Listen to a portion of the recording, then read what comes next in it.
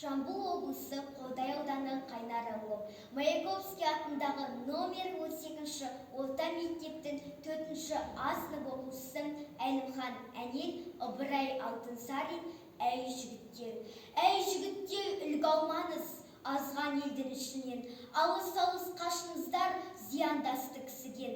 Жақсыны көзбен салмаңыздар, жақсыдан қапа қалмаңыздар. Өзі болған ерлердің аяғынан алмаңыздар. Әр елге, әр жұртқа алтын сақа табылмас.